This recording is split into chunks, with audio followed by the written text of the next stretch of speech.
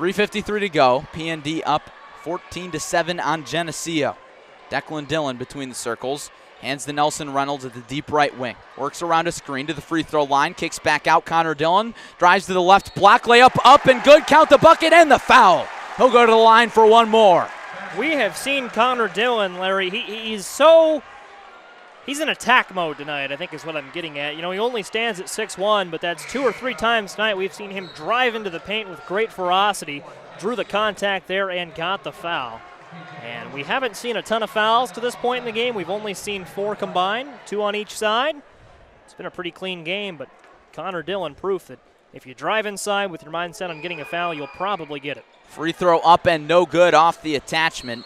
So Connor Dillon's point total stays at 7 early on, but a loose ball foul. Not a loose ball foul. Isaiah Rivera had it. A hand check called on PND. So it stays with Geneseo. They're down 16-7. Only down 9. Not a lot of scoring in this one in case you're just joining us. PND started the game with an 11-0 run, and it really set the tone. Geneseo with it now, trying to erase that lead. Bristol Lewis, deep left wing, gets it to Rivera in the deep backcourt, standing between the circles. Now he passes off to his left to McConnell. McConnell directs traffic, gets it back to Rivera. Rivera thought about the 3 as soon as he got it. Gets it away to Pierce. Pierce doesn't take his dribble yet, moving around. Now he puts the rock on the floor, gets it to McConnell. McConnell, deep left wing, Traphagen. Traphagen to the right wing, McConnell. McConnell to the left elbow. Traphagen, fadeaway jumper, no good off the attachment. Flying in for the rebound was Rivera, and he was fouled. He tried to go for the tip-in, foul before the shot. And now, they're going to call it on the shot. So Rivera will go to the line to shoot 2. Interesting there, Larry. It looked like he was kind of coming towards the basket to get the rebound when the foul was called. Maybe I just saw it wrong, but what a play from Rivera as he takes the first free throw. It's in. He came in. He was along the perimeter, soared in towards the rebound, and it was almost like that Jordan Pippen alley-oop on the free throw, kind of where he came from. I mean, just materialized out of nowhere and made the play. That's exactly what you would expect from your senior leader, 7th best player in the state. Rivera, second free throw, rattles home. The senior goes 2 for 2. Future Colorado State Ram. Keeping Geneseo in the game. He's only got 4 points tonight, though. PND basketball. Noah Reynolds takes it up. Hands off to Connor Dillon. Now to Nelson Reynolds, right wing, 3 ball, too strong. Rebound Isaiah Rivera. He averages 10 points a game, 10 rebounds a game, 28 points, Big difference there. And Rivera takes it across half court for the Maple Leafs. Dribbles to the right wing. Tried a little head fake and gets it up top to McConnell. McConnell surveys. Now Rivera at the free throw line. He's double teamed. Escapes. Dribbles out to Traphagen. Now gets it back, and he gets it to the free throw line to McConnell. Now into the right corner. 3 ball no good from Pierce. Rebound tipped around into the hands of Rivera. He was spinning, and he lost the handle. It'll go with PND. 2:19 to go, second quarter. PND up 16-9. And that was a little 2-on-2 crime right there. That was Ben Corey that forced the miss and then forced it out of bounds off the hands of Rivera. Ben Corey, mentioned him at the top of the show, won't light up the scoring column, but he'll do about every fundamental thing you want correctly. A key piece for Tom Locker. It's Declan Dillon with it. Driving around the perimeter. Still outside the perimeter, now at the left wing. Passes up top between the circles to Noah Reynolds. Reynolds dribbles with his left behind the back to the free throw line. Spins to the left block. Shot up, no good. But a travel called. The officials did not like that move, Joey. He tried to combine a Euro step and a spin move, and that confused the officials. When in doubt, it's a travel. Tends to be. One quick point about Ben Corey. He was the quarterback for Peoria Notre Dame's football team. Keep that in mind. The quarterback on the court. Quarterback on the court, on the gridiron, and on the basketball court. Geneseo with it. Bristol Lewis for 3. Rattles in and out. Rebound into the hands of David Williams and PND. They'll take it up. It's Declan Dillon to set the table. Dribbles with his left hand to the left wing. Still going to work on Traphagen. Now passes up top to Williams. Williams to Reynolds. No Reynolds at the deep right wing. Hands off to Connor Dillon. Takes the deep 3 and rattles it home.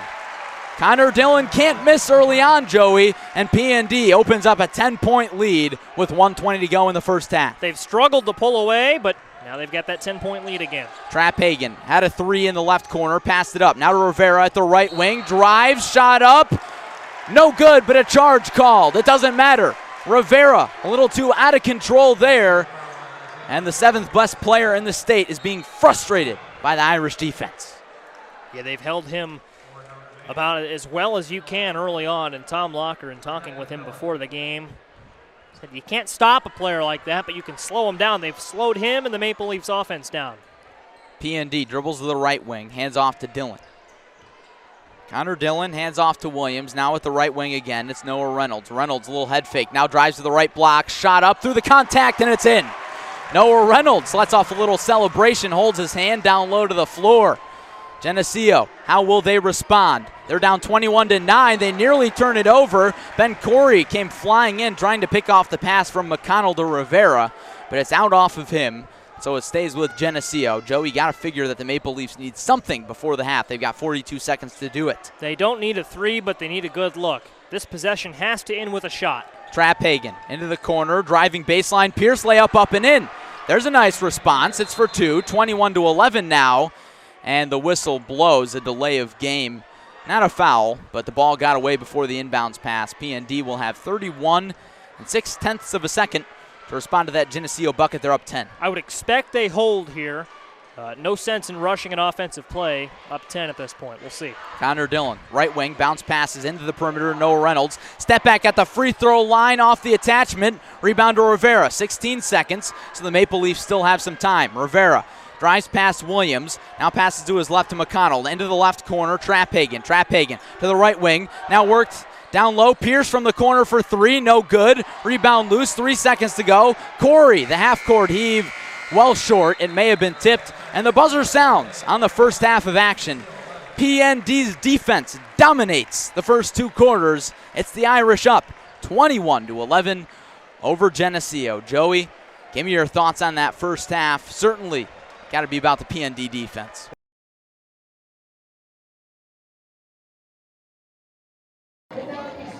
Look inside the Rivets dugout. A team that's probably happy with a 2-run lead on one of the best teams in the league. Josh Keim just got a drink of water from the cooler. Staying hydrated on this Saturday night in Rockford, Illinois. Colin Kelly back out there for his 5th inning of relief work. Should he get into trouble. Somebody's warmed up in the Rockford bullpen. Looks like it's Ryan Riddle.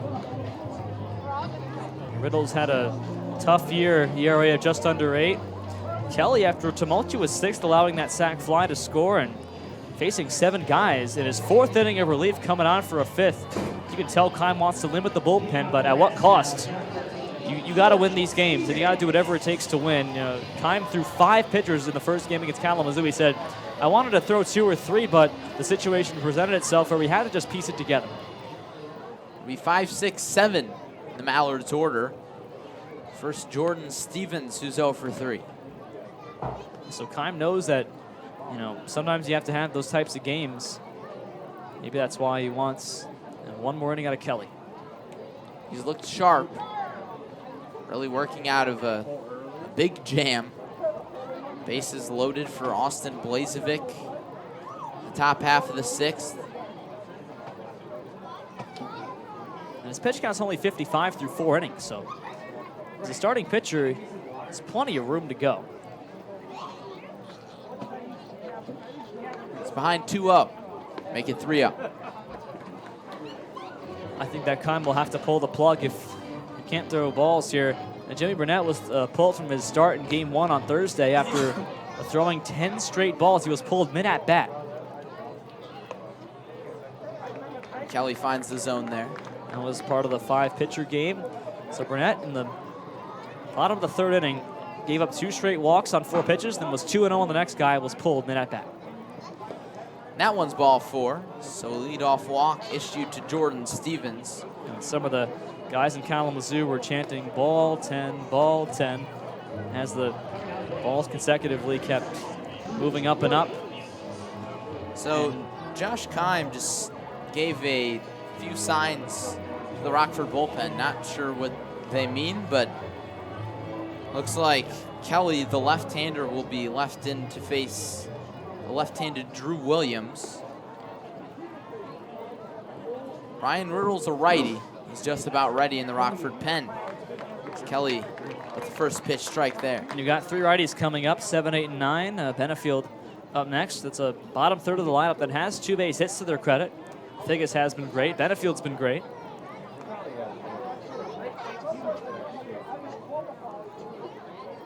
Stevens not with a very big lead. This one chopped to second. Picked by Fumagalli. Gets the short way for the first down.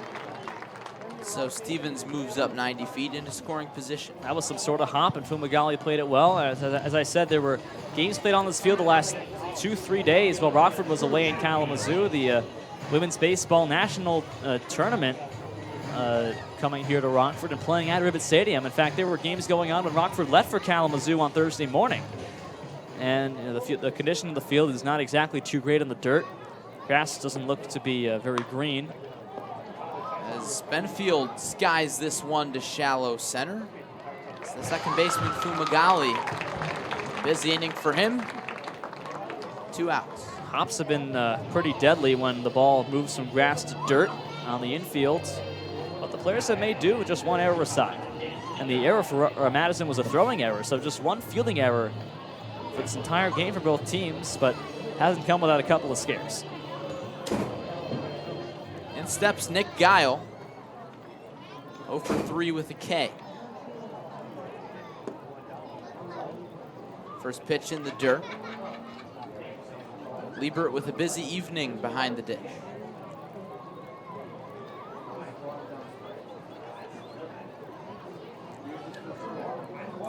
Wonder what's going on here. What's going on in the field? Is there some debris or no? Heinrich. Heinrich is shaken up. Not sure what this is about. Might just be a cramp or some discomfort. I mean, it's not like he was involved in any plays in this inning, so we're not going to speculate here. So Josh Keim and the trainer are headed out to the shortstop position.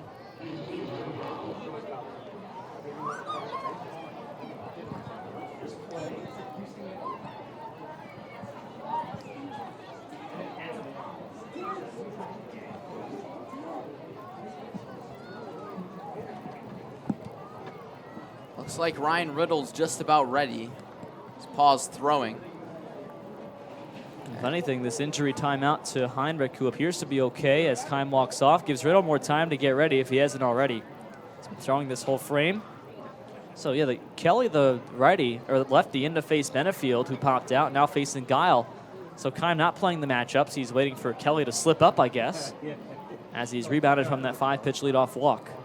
Well, he's been in worse jams. And just one runner on second base. Of course, left the bases loaded, stranded last inning. Play resumes. Kelly finds the inside corner.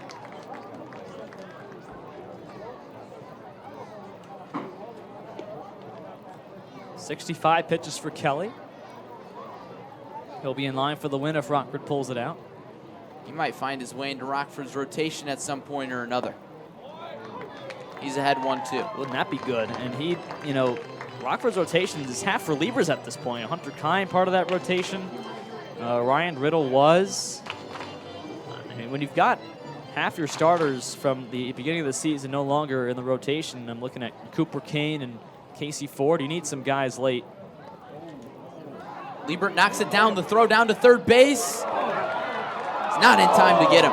Ooh. Stevens sneaks in ahead of the throw. Wow. Only way that ball could have been safe is if the third baseman, Durbin, dropped the ball and didn't have the ball secured in his glove, because that throw beat the runner.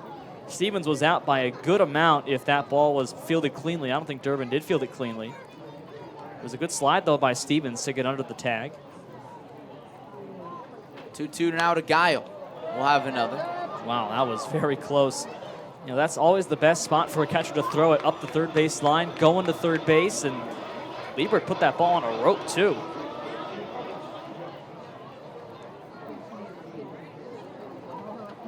We'll see. Kelly joined the team last week, the most recent pitcher to join the Rockford team. He could find himself in a starting role, or at least a long reliever role coming up soon. Big spot for him. That being said, Adrian Santiago went 5 innings against Traverse City and allowed no earned runs, and he's back to a reliever role. Pitched 2 innings and got a save last night in Kazoo. A couple of 2-inning appearances in Kalamazoo in the 2 games, so he's back in a reliever role. This could be a one-off thing for Kelly, though. We'll have to get the word from Kime after the game, what he's considering.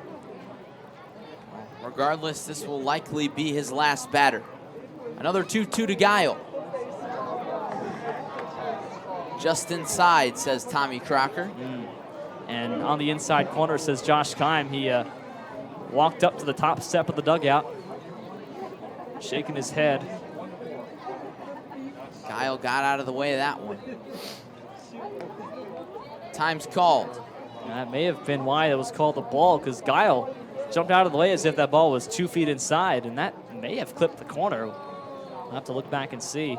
Sometimes hitters' acting jobs help. Nonetheless, a payoff pitch. Swung on and missed. Colin Kelly's fired up. Leaves a man stranded on third base. And the lead holds 7-5.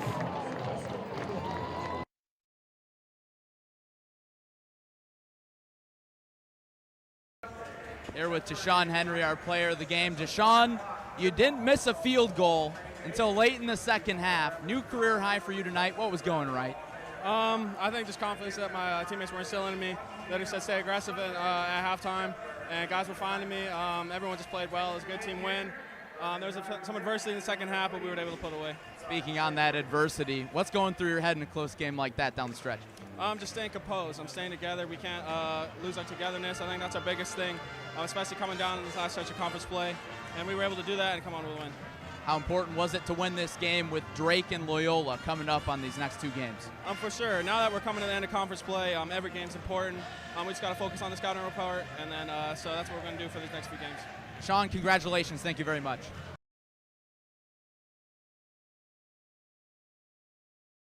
As February starts to wind down, the basketball world's eyes turn to March.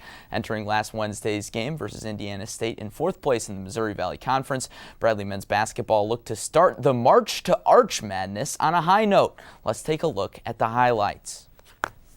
Elijah Childs and the Braves got out to an early lead as Ari Boya gets the party started with a big block on Indiana State to get the crowd going. In the second half, Eli Tavanainen looking for Daniel Kingsby in the post. He fumbles with it, but nonchalantly flips it back, and the Finnish freshman bangs home the trifecta. On the other end, Darryl Brown pickpockets the Sycamores, and he takes it to the other end, flips it up, and Elijah Childs finishes the job. He led the Braves with 19 points. After being down big, ISU came back a little bit, but Nate Cannell put the game away by hitting some big shots late, including that one. And Ari Boya is back with more blocks as he sends Indiana State home with not one but two to finish the game. And the Braves deny Indiana State by a final of 72-61. Baseball season's underway, so you better get ready for a brand new day. Hey Peoria, what do you say? Your Braves play this Friday. That's right, despite the cold temperatures here in central Illinois, Bradley baseball does get underway this weekend in San Antonio, Texas, as the Braves take on Incarnate Word for a 3-game series. There are some high expectations for the squad this year, as it returns the majority of its lineup from last season's 31-win ball club. The first pitch of the 2020 season is slated for 6:30 on Friday evening.